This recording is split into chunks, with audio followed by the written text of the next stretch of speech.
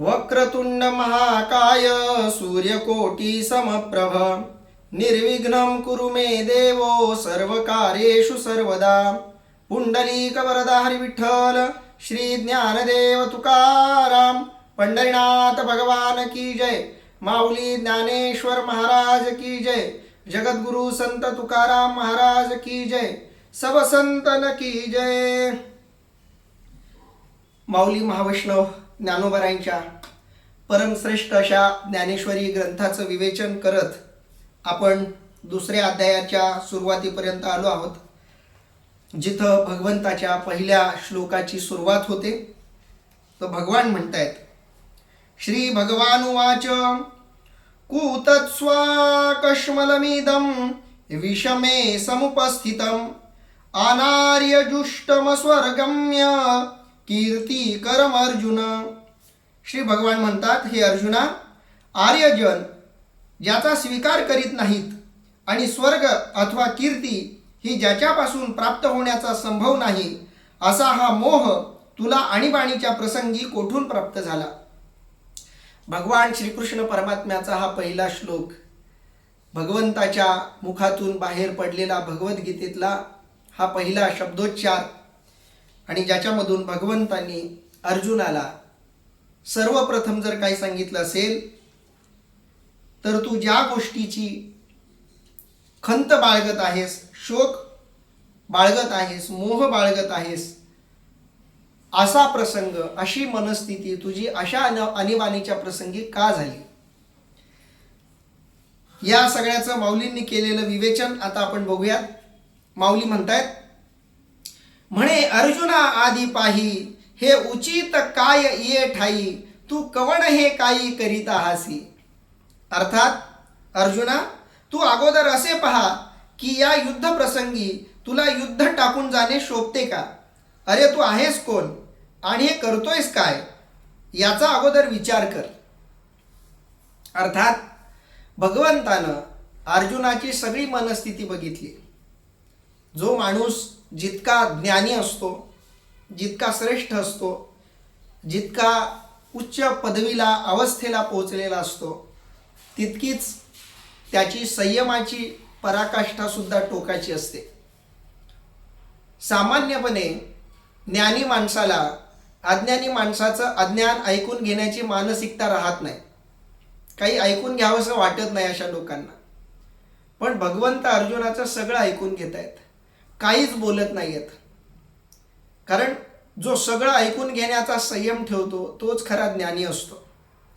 कारण अनेकदा प्रश्न उत्तर चालू असताना उत्तर देणारा समोरच्याचा प्रश्न नीट ऐकून घेत नाही. त्याच्या एक दोन शब्दांवरून त्याच्या प्रश्नाचं स्वरूप आपल्याला कळलेलं आहे असं समजून त्याचं उत्तर द्यायला अनेक जण तयार होतात. पण खरं तर प्रश्न काय आहे, तो प्रश्न सारखा वाटत असला तरी त्याची गुंतागुंत किती आहे, त्याची खोली किती आहे, तो प्रश्न विचारण्यामागची प्रश्न विचारणाऱ्याची मानसिकता काय आहे, हे सगळं नीट समजून घेण्यासाठी प्रश्न विचारणाऱ्याचा पूर्ण प्रश्नही समजून घ्यायला हवा. त्याला तो प्रश्न पूर्ण विचारण्याची संधी द्यायला हवी. कारण प्रश्न जरी सारखे असले तरी प्रश्न विचारण्याच्या पद्धतीवरून, प्रश्न विचारणाऱ्याच्या आवाजावरून, त्याच्या मनोदशेवरून, त्याच्या चेहऱ्यावरच्या हावभावावरून, त्याच्या प्रश्न विचारण्यामागची त्याची अवस्था, प्रश्न विचारण्यामागची त्याची भूमिका ही नीटपणे समजत असते.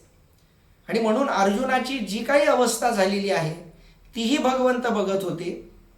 त्या अवस्थेमुळं अर्जुनाची झालेली विचलित मनोदशा, त्या विचलित मनोदशेचा त्याच्या शरीरावर झालेला परिणाम आणि शरीरावर झालेल्या परिणामामुळं त्याच्या तोंडून निघालेले वेगवेगळे उद्गार आणि त्याचं सगळं स्वरूप व्यापक रूपानं, सूक्ष्म रूपानं भगवंतानं ऐकून घेतलं, बघितलं, आणि मगच भगवंत बोलायला लागले. आयुष्यामध्ये कोणताही व्यक्ती आपल्याला एखादा प्रश्न विचारत असेल तर त्याला प्रश्न विचारण्याची पूर्ण संधी देणं ही गोष्ट खूप गरजेची असते. अनेकदा असं होतं संवादाच्याही बाबतीमध्ये की माणूस पूर्णपणे गृहीत धरतो समोरच्याला आणि समोरच्याला असंच म्हणायचं आहे असं समजून बोलायला सुरुवात करतो.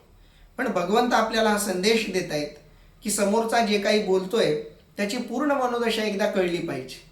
आणि मनोदशा कळल्यानंतर एकदमच त्याच्या भावनेला हात न घालता, एकदमच त्याचं मन न दुखावता, त्याला उपदेशही कशा स्तरामधून केला पाहिजे, कोणत्या टप्प्याटप्प्यांनी केला पाहिजे, याचं उत्तरही आपल्याला भगवंताच्या या पद्धतीवरून मिळतं. अर्जुनाची सगळी मनोदशा भगवंत तटस्थपणे बघतायत. हेच तर स्थितप्रज्ञ पुरुषाचं लक्षण आहे. भगवंत तर स्वतः आत्मरूप आहेत, परमात्म रूप आहेत आणि त्यामुळं त्यांच्याकडं स्थितप्रज्ञता असणं स्वाभाविक आहे. आणि म्हणून अर्जुनाच्या या सगळ्या अवस्थेला अतिशय तटस्थपणे, वस्तुनिष्ठपणे भगवंत बघायला लागलेत. अर्जुनाच्या त्या विचलित अवस्थेमुळं भगवंत विचलित झालेले नाहीत, सुखीही झालेले नाहीत, दुःखीही झाले नाहीत. परंतु अर्जुनाची मनोदशा नेमकी काय आहे आणि त्याला या मनोदशेतून कसं बाहेर काढता येईल, या दृष्टीनं भगवंतानं आधी एक साधा सरळ थेट उपाय सांगण्याचा प्रयत्न इथं केलेला आपल्याला दिसतो.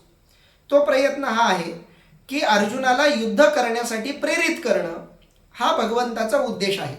कारण युद्धापासून विचलित झाल्यामुळं अर्जुनाच्या मनात हे सगळे प्रश्न निर्माण झालेत, किंवा हे सगळे प्रश्न निर्माण झाल्यामुळं अर्जुन युद्धापासून परावृत्त झालेला आहे. आणि म्हणून त्याला युद्धासाठी प्रवृत्त करण्यासाठी, त्याला युद्ध करण्यासाठी तयार करण्यासाठी भगवंतानं सगळ्यात आधी जो उपाय सांगितला आहे तो उपाय थेट स्वरूपाचा आहे. बऱ्याचदा डॉक्टर आपल्या रोग्याचा इलाज करताना एक असा उपाय देण्याचा प्रयत्न करतात की ज्याच्यामुळं थेट रोग्याचा रोग निवृत्त झाला पाहिजे. म्हणून भगवंतांनी सुरुवातीला जे म्हटलंय ते जर अर्जुनानं नीट ऐकलं असतं तर अर्जुनाला पूर्ण भगवद्गीता सांगण्याची गरजच पडली नसती. म्हणून भगवंतांनी सुरुवातीलाच दिलेलं जे उत्तर आहे ते अतिशय थेट आहे. भगवंताला जरी अर्जुनाची सूक्ष्म मनोदशा कळलेली असली तरी भगवंतांनी उत्तर देताना सुरुवातीला थेट असं उत्तर दिलेलं आहे. ते उत्तर सूक्ष्म आहे, ते आपल्याला समजून घ्यायचं आहे. माऊलींच्या भाषेमध्ये आपण ते समजून घेऊयात. सर्वात आधी भगवंत म्हणे अर्जुना आधी पाही. अरे अर्जुना, सगळ्यात आधी तू हे बघ, बाकीचं सगळं सोडून दे. आधी तू हे बघायला हवं की हे उचित काय ये ठाई. तू जे काही बोलतोयस, जी काही तुझी मनोअवस्था झालेली आहे, जी काही तुझी शरीराची अवस्था झालेली आहे, हे सगळं जे काही आता घडतंय हे या ठिकाणी योग्य आहे का? ज्या ठिकाणी आता आपण आहोत, ज्या वेळेत आता आपण आलेलो आहोत, ती वेळ आणि हे ठिकाण तुझ्या या अवस्थेला, तुझ्या या मनोदशेला तुला तरी योग्य वाटतंय का? या प्रकारचा प्रश्न भगवंतांना आधी विचारलाय. म्हणे अर्जुना आधी पाही. अरे बाकीचं सोड, आधी हे बघ की हे या ठिकाणी उचित आहे का जे तू करतोयस ते. तू कवण हे काही करीत आहासी. अरे तू या ठिकाणी हे काय करतोयस, तुला तरी कळतंय का? तू काय करतोयस, काय बोलतोयस, काय तुला वाटतंय, या सगळ्या गोष्टी तुला तरी नीट समजतायत का? अशा प्रकारचा प्रश्न भगवंतांनी केलेला आहे. पुढं माऊली म्हणतायत बघा, तुझं सांगे काय जाहले, कवण उणे आले, करिता काय ठेले, खेदू काहीसा. अर्थात तुला काय झाले सांग बरे, कोणते कमी पडले, तुझे काय करण्याचे राहिले म्हणून तू दुःख करीत आहेस. तुझं सांगे काय झाले. अर्जुना, अरे तुला काय झालंय सांग तरी नेमकं. आता अर्जुनाला काय झालंय हे बऱ्यापैकी अर्जुनानं सांगण्याचा प्रयत्न केलाय, पण अर्जुन नेमकं त्याला काय झालंय हे सांगेन असा झालाय. कारण अर्जुनाला नेमकं काय झालंय हे अजून अर्जुनालाच नीट कळलेलं नाही, किंवा अर्जुनाला कळलंय पण तो ते लपून ठेवण्याचा प्रयत्न करतोय. बघा, थोडीशी सूक्ष्मता याच्यामधली आपण समजून घेऊयात. एखाद्या रोग्याला रोग आहे हे कळणं आणि एखाद्या रोग्याला रोग आहे हे न कळणं, पण रोगाची लक्षणं दिसणं, याच्यामध्ये फरक आहे. बघा, आजाराचा जर एखाद्या रुग्णाला चांगला अभ्यास असेल तर तो आपल्या आजाराचं बारीक निरीक्षण, विश्लेषण करू शकतो. पण एखाद्याला आपल्याला झालेला आजारच कळत नाहीये, पण आजार कळत नसला तरी त्या आजाराची त्याला लक्षणं दिसत आहेत आणि ती लक्षणं तो डॉक्टरला सांगतोय. हे रुग्णाचे दोन प्रकार आपल्याला साधारणपणे दिसतात. आपण डॉक्टरकडे गेलो की कधी कधी म्हणतो बघा की मला सर्दी झाली, खोकला झालाय, ताप यायला लागलाय, तर याच्यावरून कधी कधी आपण म्हणतो की मला असं वाटते की मला व्हायरल इन्फेक्शन झालं असावं. मग डॉक्टरला वाटतं की हां, जर पेशंटला वाटतंय व्हायरल इन्फेक्शन झालंय तर त्या अंगानं थोडीशी तपासणी आपण करून बघूयात असं डॉक्टर सांगतो. डॉक्टरलाच एखादा आजार झाला तर तो कोण्या भाषेमध्ये सांगेल? तर तो थेटपणे सांगेल की मला असा असा आजार झालाय असं मला वाटतंय आणि तुम्ही तशा तशा तपासण्या करून घ्या. मग कोणत्या तपासण्या करायच्या हेही डॉक्टर नीटपणे सांगू शकतो. म्हणजे या दोन रुग्णांमध्ये जसा फरक आहे तसाच फरक साधकांमध्येही आहे. अर्जुनाची जी मनोदशा आहे ती अर्जुनाला कळलेली आहे, पण जी कळलेली मनोदशा आहे ती लपवून अर्जुन फक्त लक्षणं सांगायला लागलेला आहे. मध्ये मध्ये अर्जुन आपल्याला झालेल्या आजाराची सूचना देतोय, पण त्या आजारापेक्षा त्या आजाराच्या लक्षणांच्याच वर्णनावर अर्जुनाचा भर आपल्याला दिसतोय. म्हणजे आजार न सांगता आजाराची लक्षणं अर्जुन सांगायला लागलाय की माझ्या हातातून गांडीव धनुष्य निघून जात आहे, माझ्या डोळ्यातून अश्रू येत आहेत, माझ्या मनात कारुण्य भाव दाटलेला आहे, या लोकांना मला मारावंसं वाटत नाही, यांना मारण्यापेक्षा मला जंगलामध्ये जाणं किंवा मरण पत्करण्यासारखं वाटतंय, मरण पत्करावं वाटतंय, पण यांना मारावंसं वाटत नाही. कोणताही प्रसंग आला तरी मी आता यांना मारू शकत नाही. या सगळ्या प्रकारचं वर्णन जे अर्जुन करतोय, या सगळ्यातून अर्जुनाला झालेला आजार अर्जुन लपवतोय, पण त्या आजाराची लक्षणं तो सांगतोय. पण भगवंत थेट मुद्द्याला हात घालतायत की तू लक्षणाकडे लक्ष देऊ नको, तुला आजार काय झालाय तिकडं लक्ष दे. आणि म्हणून भगवंत अर्जुनाला झालेल्या आजाराकडं त्याचं लक्ष वेधतायत. तुझं सांगे काय झाले, तुला नेमकं काय झालं ते सांग. जे झालं त्याच्यामुळं काय घडलं ते नको सांगू. म्हणजे थेट भगवंत सुरुवातीला मुद्द्याला भिडतायत की अर्जुना, तू या ठिकाणी जे काही बोलतोयस ते कशामुळं बोलतोयस, तो आजार काय आहे, सुरुवात काय आहे, मूळ काय आहे तुझ्या रोगाचं ते मला सांग. कवणवणे आले, तुला कोणत्या गोष्टीची कमी पडली, कोणत्या गोष्टीची पोकळी निर्माण झाल्यामुळं तुला असं वाटायला लागलंय. करिता काय ठेले खेदू काहीसा, ठेले शब्दाचा अर्थ राहिला,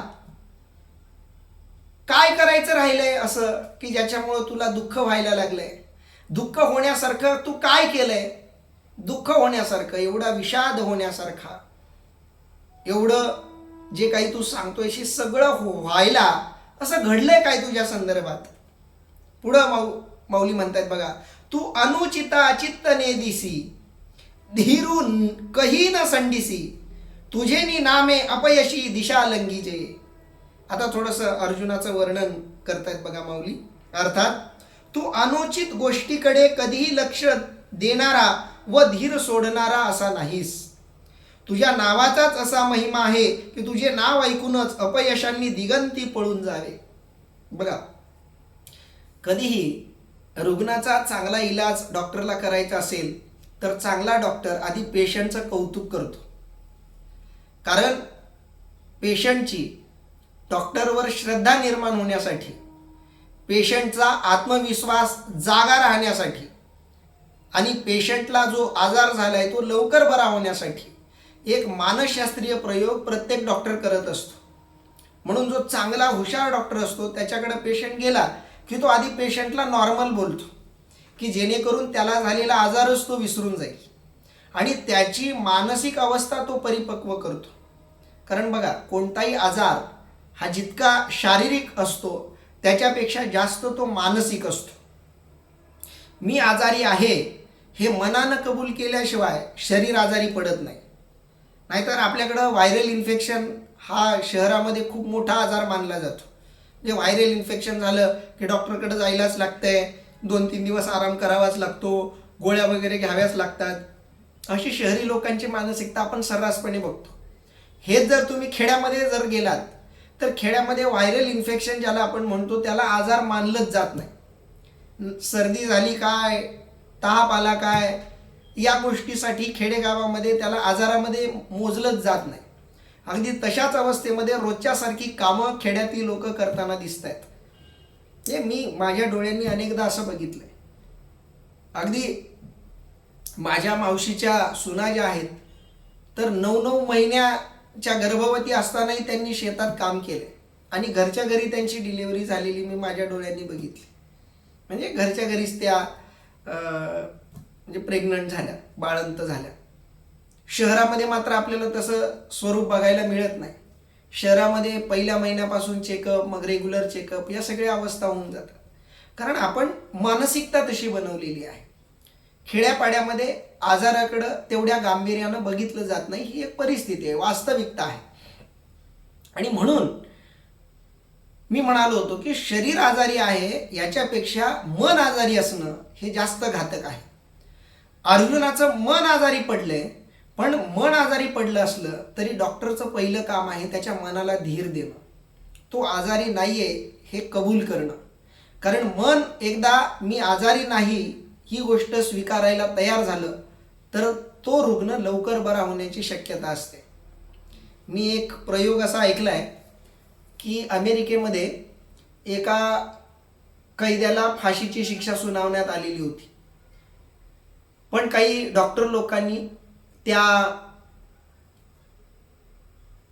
पोलिसांना विनंती केली की या कैद्यावर आम्हाला एक प्रयोग करायचा आहे, तर तो कैदी आम्हाला तुम्ही द्या. कारण असाही तो मरणारच आहे, फाशीची शिक्षा त्याला होणार आहे, पण त्याला फाशी देऊन मारण्यापेक्षा आम्ही एक प्रयोग करून त्याला मारण्याचा प्रयत्न करू. मग आता ती सगळी काय प्रक्रिया पूर्ण करून पोलीस तयार झाले आणि ती प्रक्रिया पूर्ण झाली आणि त्या कैद्याला ज्याला फाशीची शिक्षा देण्यात आलेली होती त्याला त्या डॉक्टरांच्या हवाली करण्यात आला. डॉक्टरांनी त्याला प्रयोगशाळेमध्ये असं लटकवलं, त्याचे डोळे बंद केले आणि त्याला सांगितलं की आम्ही तुला फाशी देऊन मारण्याऐवजी तुला एका विषारी सापाचा दंश करून मारणार आहोत आणि त्या सापाचा तुला आता दंश होणार आहे आणि त्याचं विष तुझ्या समग्र शरीरात पसरणार आहे आणि मग तू मरणार आहे. आता त्या कैद्यानं ठरवलेलं आहे की असंही मरणारच आहे तसंही मरणारच आहे, मग फाशी होऊन मरण्यापेक्षा साप चावून मेलं तर काय वाईट आहे. मग तो म्हणाला की ठीक आहे, आता तुमची इच्छाच आहे तर. आणि मग त्याच्यावरती प्रयोग असा करण्यात आला, त्याचे डोळे बांधण्यात आले, त्याला माहिती देण्यात आली, पण प्रत्यक्षात त्याला फक्त 2 टाचण्या टोचवण्यात आल्या. म्हणजे साप जसा 2 जागी चावतो, त्याचे 2 दातं असतात. आता त्या कैद्यानं पूर्ण मानसिकता तयार केलेली होती की आता मला साप चावणार आहे आणि त्याला फक्त 2 साध्या टाचण्या अशा टोचवल्या आणि सोडून दिलं. आश्चर्याची गोष्ट अशी की तो कैदी मरून गेला. साधी टाचणी टोचवल्यामुळे तो कैदी मेला. आणि जेव्हा त्याचं पोस्टमॉर्टम केलं आणि त्याच्या रक्ताचे नमुने तपासले तेव्हा त्याच्या शरीरामध्ये विष सापडलं. सगळे शास्त्रज्ञ, वैज्ञानिक सुद्धा हैराण झाले की ज्या माणसाला कोणत्याही सापाचा दंश झालेला नाही, जो माणूस मरण्याच्या पूर्वी अतिशय निरोगी होता, त्याला फक्त आपण तोंडी सांगितलं होतं की आम्ही तुला सापाकडून दंश करणार आहोत, तुला विषारी साप आम्ही चावायला सांगणार आहोत आणि त्या विषारी सापाच्या विषानं तू मरणार आहेस. मग कोणत्याही प्रकारचा साप न चावताही साध्या टाचण्या टोचवलेल्या असतानाही तो का मरण पावला आणि त्याच्या रक्ताच्या नमुन्यांमध्ये विष का सापडलं, तर त्या शास्त्रज्ञांनी वर्णन करून असं सांगितलं की त्याच्या मनानं ते सगळं विष तयार केलं. माणसाचं मन किती प्रभावी असतं बघा. माणसाच्या मनानं जर ठरवलं तर साध्या आजारानंही माणूस हुरबळून जातो आणि माणसाच्या मनानं ठरवलं तर कितीही मोठा आजार असला तरी त्याच्या विरोधात माणूस संघर्ष करू शकतो. अगदी प्रेमानंदजी महाराजांबद्दल मी खूपदा ऐकलंय वृंदावनचे, त्यांच्या 2 किडन्या फेल झाल्यात, पण भगवंतावर, भगवंताच्या नामावर निष्ठाच अशी आहे की ते त्या शरीराकडे पूर्णपणे दुर्लक्ष करतात आणि तरी ते जिवंत आहेत. अगदी प्रवचनं देतात, लोकांना उपदेश देतात. तुमचं मन पक्क असलं तर शरीराचा रोग मनाला कोणत्याही प्रकारची बाधा करू शकत नाही. मन इतकं पक्क तयार झालं पाहिजे. म्हणून भगवंत अर्जुनावर प्रयोग करताना आधी त्याच्या मनाला पक्क करतायत, त्याच्या मनाला धीर देत आहेत. त्याच्या शरीरातून जो आजार दिसतोय, त्याच्या शरीरातून व्यक्त झालेला जो आजार आहे, तो आजार ज्या मनातून झालाय त्या मनालाच आधी भगवंत धीर देत आहेत, पक्क करतायत. जसं डॉक्टर पेशंटचं कौतुक करतो अगदी तसंच अर्जुनाचं कौतुक भगवंत करतायत. ते माऊलींच्या शब्दात बघा, तू अनुचिता चित्तने दिसी. अरे अर्जुना, तू कसा आहेस? तू कधीही अनुचिता म्हणजे उचित नसलेल्या गोष्टींना चित्त नेदिसी, ज्या गोष्टी उचित नाहीत अशा कोणत्याही गोष्टीला तू मनावर घेत नाहीस, त्या गोष्टींकडे चित्त देत नाहीस, लक्ष देत नाहीस. हे तुझं वैशिष्ट्य आहे, तुझा स्वभाव आहे की ज्या गोष्टींमध्ये लक्ष घालायला नको, ज्या गोष्टी करणं योग्य नाही त्या गोष्टी तू कधीच करत नाहीस, असा तुझा स्वभाव आहे. म्हणजे आता अर्जुन जे वागायला लागलाय त्याच्या विपरीत त्याचा स्वभाव आहे, याची भगवंत आठवण करून देत आहेत. तू अनुचिता चित्त नेदिसी, तू कधीही अनुचित गोष्टीला चित्त देत नाहीस. धीरू कही न संडिसी, धीरू म्हणजे धैर्य, कही म्हणजे कधीही, न संडिशी म्हणजे सोडत नाहीस. तू कधीही तुझ्या ठिकाणी असलेलं धैर्य सोडत नाहीस, तुझ्या ठिकाणच्या धैर्याचा तू कधीही त्याग करत नाहीस, म्हणजे तू धैर्यवान आहेस आणि कोणत्या वेळी कसं वागावं याचं तुला पूर्ण ज्ञान आहे. तुझेनी नामे अपयशी दिशा लंघिजे, अरे तुझ्या नामांमध्ये एवढी ताकद आहे की तुझ्या नावाचा नुसता उच्चार जरी झाला तरी अपयशी दिशा लंघिजे. अरे नुसतं तुझं नाव जरी घेतलं, म्हणजे नुसतं अर्जुन जरी म्हटलं तरी अपयश दिशा सोडून पळून जातं. म्हणजे अपयश तुझ्यापासून कायमचं दूर राहतं. तुझं नाव घेतलं तरी अपयश पळून जातं, तू नेहमी यश मिळवणार आहेस. बघा 3 गोष्टी अर्जुनाचं कौतुक करताना या ओवीमध्ये माऊलींनी सांगितल्यात. पहिली गोष्ट, तू अनुचिता चित्त नेदिसी, तू अनुचित गोष्टींमध्ये डोकं घालत नाहीस. जी गोष्ट करण्यायोग्य नाही ती गोष्ट तू कधीच करत नाहीस.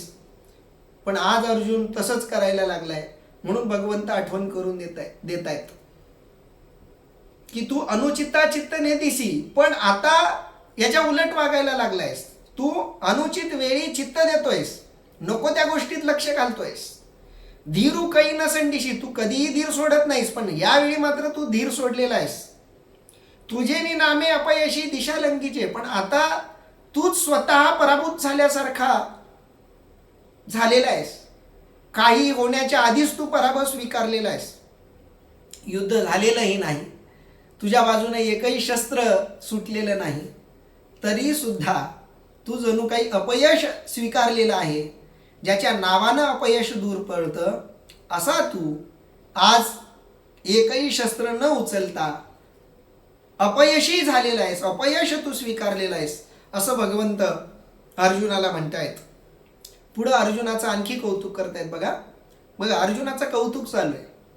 आधी कौतुक करायचं आहे, कौतुक करून त्याचा आत्मविश्वास वाढवायचा आहे की जेणेकरून त्याचा आत्मविश्वासच जर संपला तर तो मोकळेपणानं बोलणार नाही. त्याचा आत्मविश्वासच जर संपला तर तो लवकर या परिस्थितीतून बाहेर येणार नाही. आणि म्हणून त्याच्या पूर्वावस्थेचं, त्याच्या पराक्रमाचं, त्याच्या श्रेष्ठतेचं वर्णन इथं भगवंत करताना दिसत आहेत. बघा, तू शूर वृत्तीचा ठावो, क्षत्रियां माझी रावो, तुझ्या लाठेपणाचा आवो तीही लोकी. अर्थात तू शौर्याचा तर केवळ निधी आणि क्षत्रियांचा मुकुटमणीच आहेस. अरे तुझ्या शौर्याचा तर त्रैलोक्यात डंका वाजत आहे. अर्जुना, अरे तू साधा नाहीस, तू सामान्य नाहीस. तू शूर वृत्तीचा ठावो, शूर वृत्ती जिथं राहावी असं तू ठिकाण आहेस. तू शूर वृत्तीचा ठावो, शूर वीर अशा वृत्तीचा तू ठिकाण आहेस. शूर वृत्ती तुझ्या ठिकाणी राहते. शूर कसा असावा, शूर वृत्ती कशी असावी हे तुझ्याकडे बघितलं की कळतं. शूर वृत्तीचं तू उदाहरण आहेस, आदर्श आहेस. म्हणून तू शूर वृत्तीचा ठावो, क्षत्रियां माझी रावो. बघा, क्षत्रिय तर खूप आहेत पण तू क्षत्रियांचा राजा आहेस. बघा, 4 प्रकारची परिस्थिती आपल्याला दिसते लोकांच्या बाबतीत. वेड्यातला वेडा, वेड्यातला शहाणा, शहाणातला वेडा आणि वेड्यातला वेडा. हे 4 प्रकारची माणसं आपल्याला कधी कधी दिसतात. वेड्यातले वेडे म्हणजे आधीच काही जण वेडे आहेत, त्या वेड्यांमध्ये शोभून दिसणारे काही वेडे असतात. मी एक विनोद ऐकला होता. एक 3-4 वेडे बोटीमध्ये बसून समुद्रात गेले. समुद्रात गेल्यानंतर अगदी बऱ्याच आत गेल्यावर एका वेड्याच्या लक्षात आलं की त्या नावेला म्हणजे जहाजाला छिद्र पडलंय आणि त्याच्यातून पाणी आत यायला लागलंय. तर तो वेडा दुसऱ्या वेड्याला सांगू लागला की अरे आता या नावेला तर छिद्र पडलंय आणि त्या छिद्रातून पाणी वर यायला लागलंय, आता काय करायचं? तर दुसरा वेडा म्हणाला तू काही काळजी करू नको, मी दुसरं छिद्र पाडले म्हणला नावेला, त्या छिद्रातून आलेलं पाणी या छिद्रातून निघून जाईल. तिसरा वेडा म्हणाला तुम्ही दोघंही वेडे आहेत म्हणे, तुम्हाला हे कळायला पाहिजे की नाव बुडाली तर बुडाली, आपल्या काय बापाच्या घरची नाव आहे, आपण किरायानं घेतलेली नाव आहे, बुडाली तर बुडून जाऊ दे. आता हे जे वेडे आहेत या वेड्यांमधले वेडे यांना म्हणायला हवं. काही लोक असे असतात की अज्ञानातले अज्ञान, काही लोक असे असतात की जे अज्ञानात ज्ञानी असतात, ज्याला आपण वासरात लंगडी गाय शहाणी असं म्हणतो बघा. आहेत सगळे वेडे आणि त्याच्यातले काही शहाणे आहेत असं आपण म्हणतो, त्याला आपण म्हणतो वेड्यांमधले शहाणे. काही शहाण्यांमधले वेडे असतात. सगळे आंधळे एकत्र जमले आणि चर्चेचा विषय ठेवला की सूर्य आहे की नाही. तर सगळे आंधळे म्हणायला लागले की सूर्य नाहीच, त्याच्यामध्ये एक डोळस बसलेला होता. त्या डोळसानं सुरुवातीला ही भूमिका घेतली की नाही नाही सूर्य आहे, मी माझ्या डोळ्यांनी बघितलंय. तर त्या सगळ्या वेड्यांनी मिळून त्या डोळे असणाऱ्याचे डोळे फोडले म्हणे.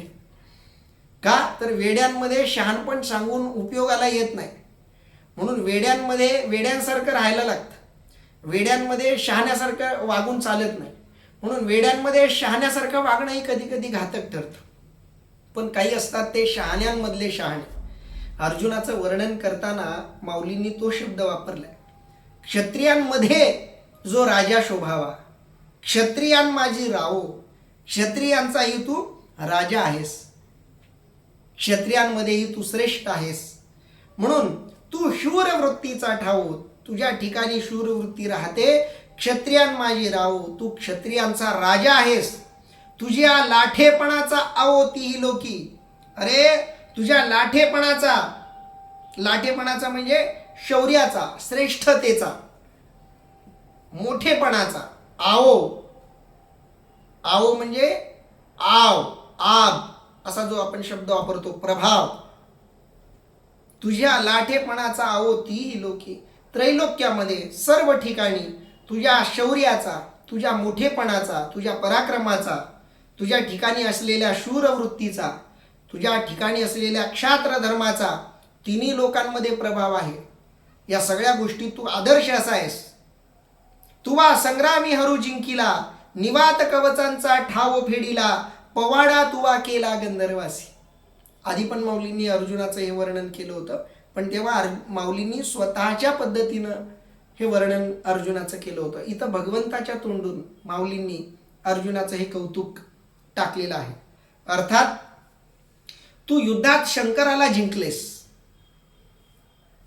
निवात कवच दैत्यांचा समूळ उच्छेद केलास आणि आपले यश गंधर्वास गावयास विषय करून ठेवलास. ही अर्जुनाच्या जीवनात घडलेली, महाभारतामध्ये आलेली एक पूर्व इतिहासातली कहाणी आहे. त्याचा संदर्भ इथं दिलेला आहे. जेने संग्रामी हरू जिंतीला, निवात कवचाचा ठावो फेडिला.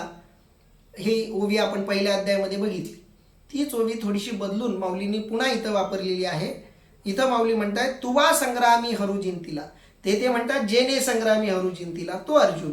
आणि इथं भगवंताच्या तोंडी ही ओवी टाकल्यामुळे माऊली म्हणतात तुवा म्हणजे तू, संग्रामी म्हणजे युद्धामध्ये, हरू म्हणजे हर म्हणजे शंकर, भगवान शंकराला तो युद्धामध्ये जिंकलेला आहे. तुवा संग्रामी हरू जिंकिला. याची कथा आपण पहिल्या अध्यायातल्या विवेचनामध्ये विस्तृतपणे बघितलेली आहे, म्हणून ती पुन्हा आपण इथं घेणार नाही आहोत. निवात कवचांचा ठाव फेडिला. निवात कवच नावाच्या राक्षसांना तू क्षणार्धामध्ये नष्ट करून टाकलंय. पवाडा तुवा केला गंधर्वासी.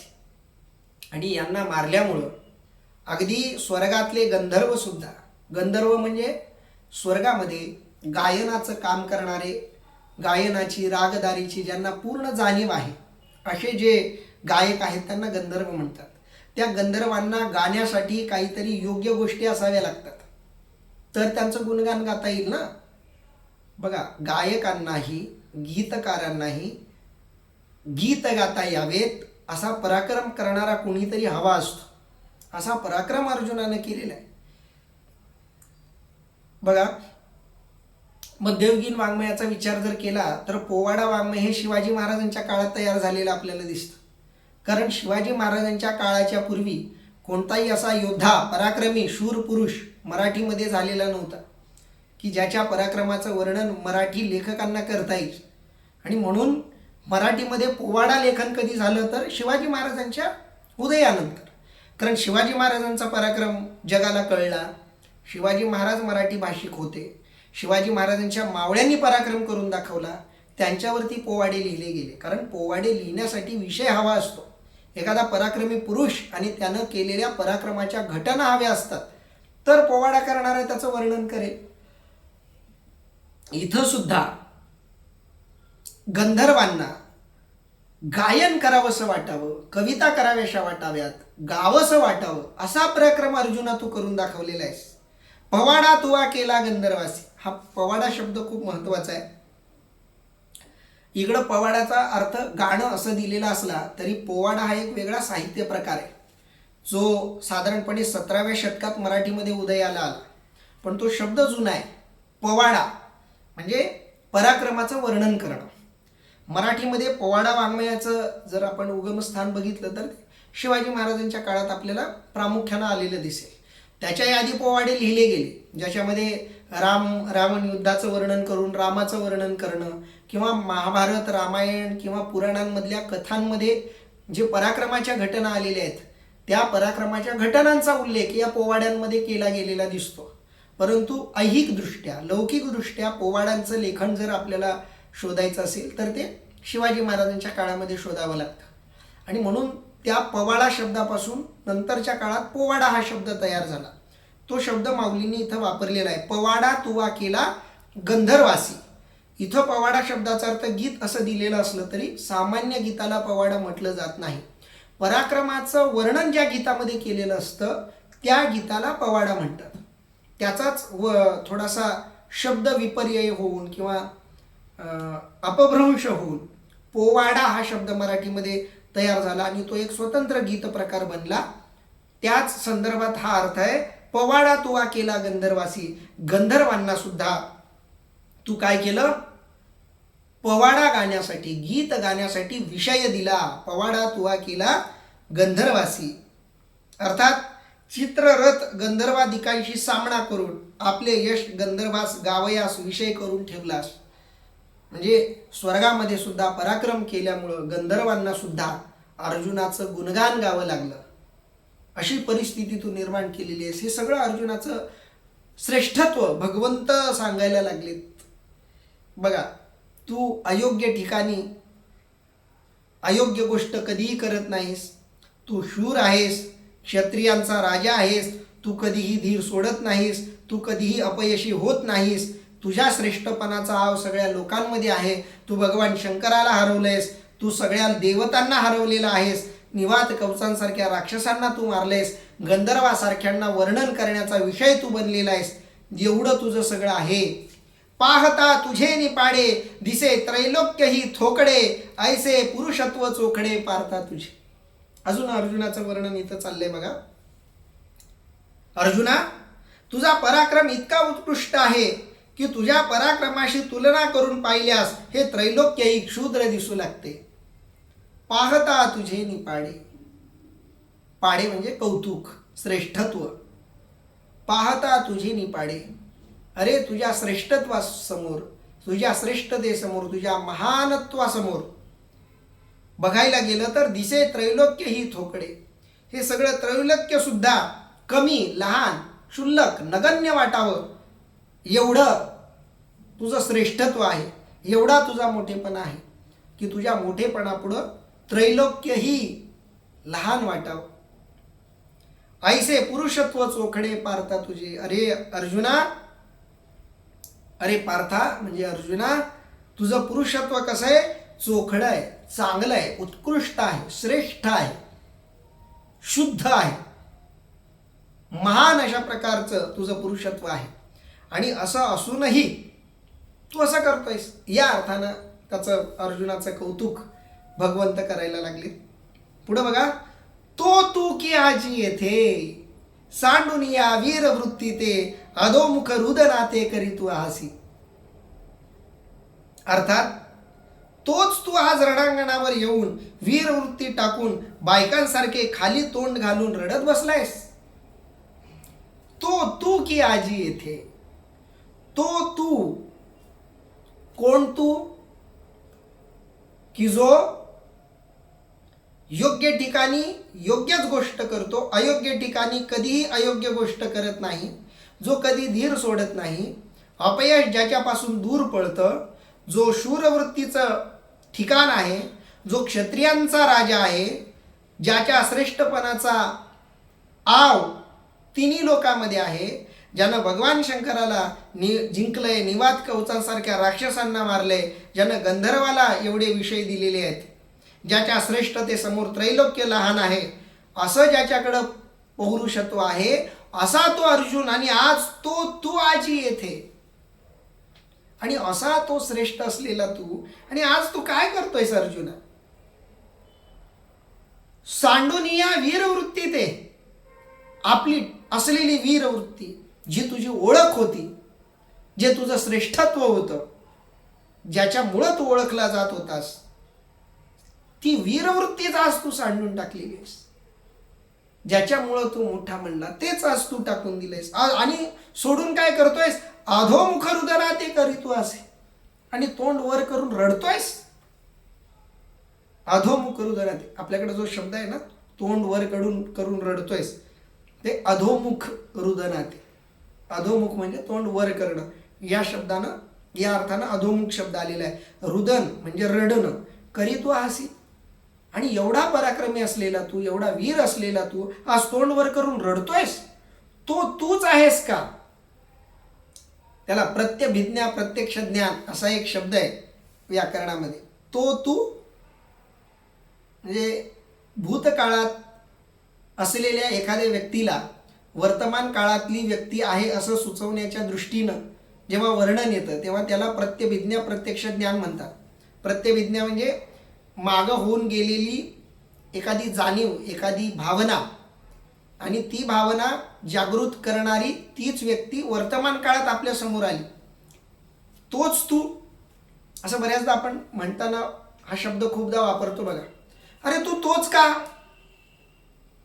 आता जर आपली कधी प्रत्यक्ष भेट झाली तर आपण असं म्हणू शकतो की तुम्ही तेच का जे स्क्रीनवर असं असं करताना दिसताय. तर ती भूतकाळातली आठवण वर्तमान काळात सांगणं, या अर्थानं तो शब्द येतो. भगवंतानं तो वापरलाय बघा, तो तू की आजी येथे, असा जो तू, हे सगळं ज्याचं वर्णन आम्ही सांगितलं श्रेष्ठत्वाचं, तो असलेला तू, आणि आज काय करतोयस त्याच्या अगदी सगळं उलट करायला लागलायस. तो तू आजी येथे सोडून या वीरवृत्ती ते, वीरवृत्तीमुळे तुझी ओळख होती आणि तीच सोडून तोंड वर करून तू रडायला लागलायस. विचारी तू अर्जुनू की कारुण्य कीजसी दिनू, सांग पा अंधकारे भाणू ग्रासीला ते. पुन्हा माऊलीने खूप सुंदर दृष्टांत देऊन अर्जुनाच्या या मनोअवस्थेचं वर्णन केलेलं आहे. आणि हे सगळे शब्द माऊलींनी भगवंताच्या तोंडी टाकलेले आहेत बघा.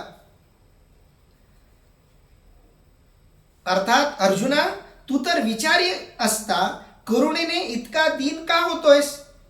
अरे अंधकाराने सूर्याला कधी गिळून टाकले आहे का सांग बरे. विचारी तू अर्जुन, अरे अर्जुना तू विचारी आहेस, तू विचार करणारा आहेस. की कारुण्य कीजसी दिनू, तू विचार करणारा पुरुष असतानाही कारुण्यानं तू इतका दीन का झालेला आहेस. कारुण्य असावं, पण त्या कारुण्यानं माणसाला दीन बनवता कामा नये. बघा, विकारांवर नियंत्रण असणं आणि विकारांच्या नियंत्रणात असणं, या दोन गोष्टी वेगवेगळ्या आहेत. संत विकारांना नियंत्रणात ठेवतात. बघा, गाडी चालवतो ड्रायव्हर, जोपर्यंत गाडी त्याच्या नियंत्रणात आहे तोपर्यंत गाडी त्याचा फायदा करून देणार आहे, त्याला हवं ते ती गाडी मिळवून देणार आहे. त्याला हवं तिथं ती गाडी पोहोचवणार आहे. कधी त्याच्या नियंत्रणात गाडी असेल तर. याच्या उलट झालं तर चालकाचं नियंत्रणच सुटलं आणि तो गाडीच्या नियंत्रणात गेला की अपघात होणार. बऱ्याचदा अपघाताची कारणं सांगताना म्हणतात बघा, चालकाचं वाहनावरचं नियंत्रण सुटल्यामुळे अपघात घडला. किती वेळात ते नियंत्रण सुटतं? काही क्षणाचं असतं ते. खूप काही मिनिट सुद्धा लागत नाहीत.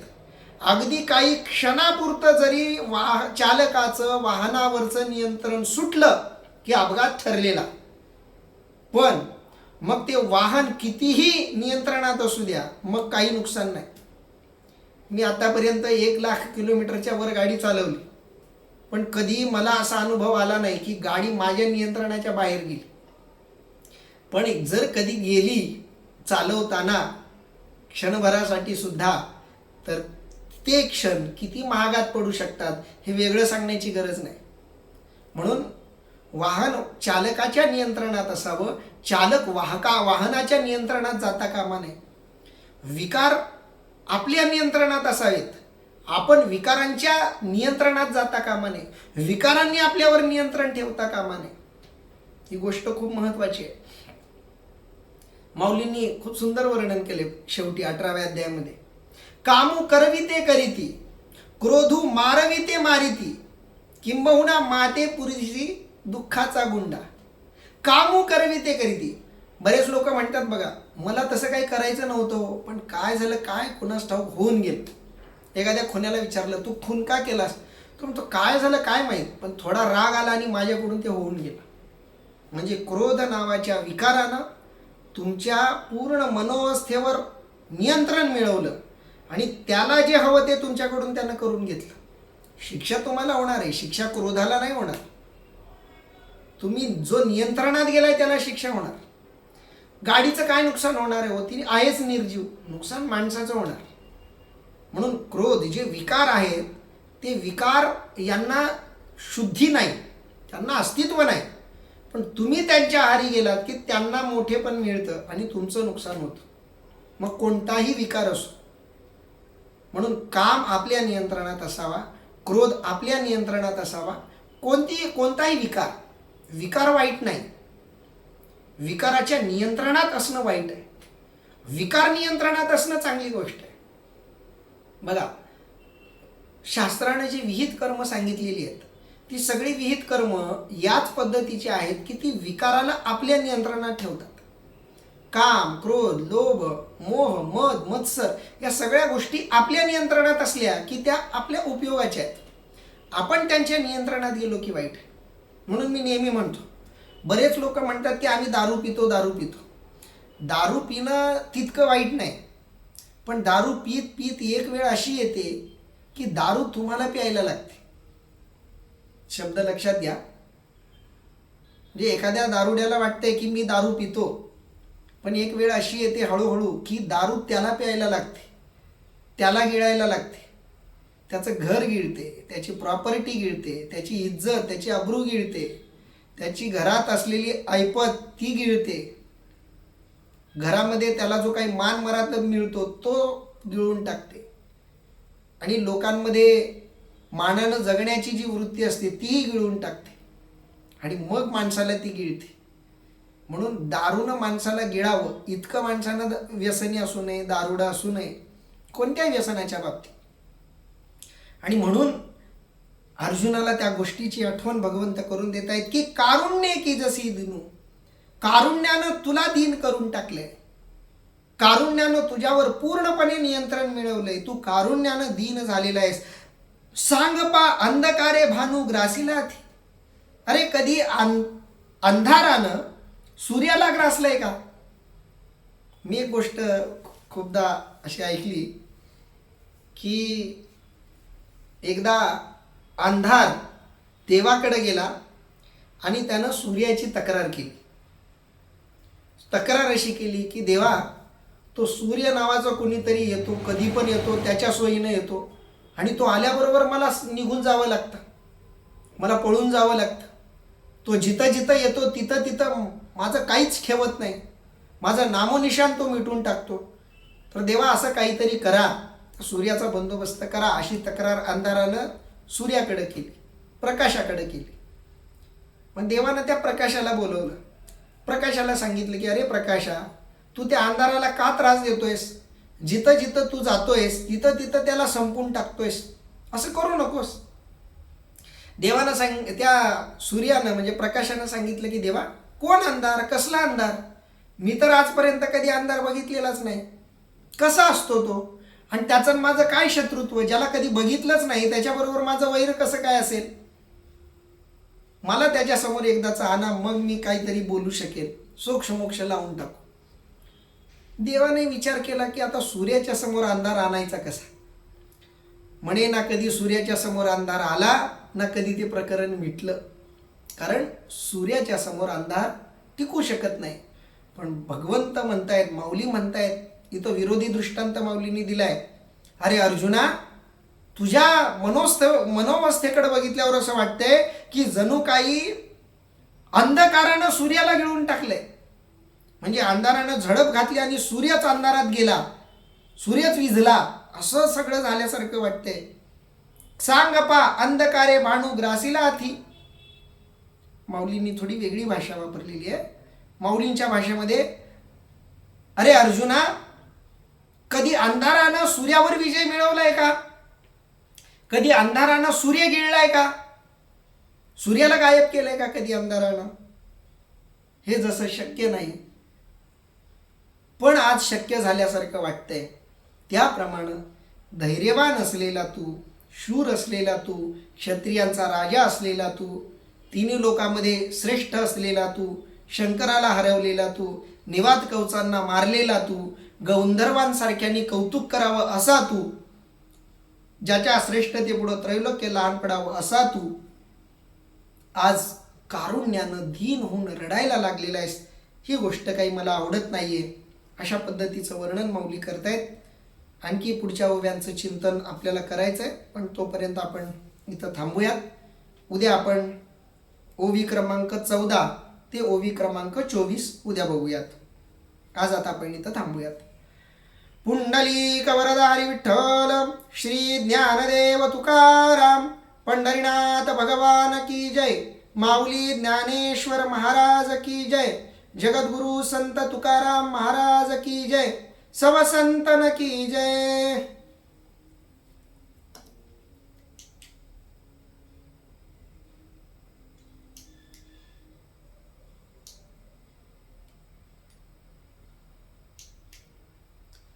कोणाला काही विचारायचं असेल तर विचारा.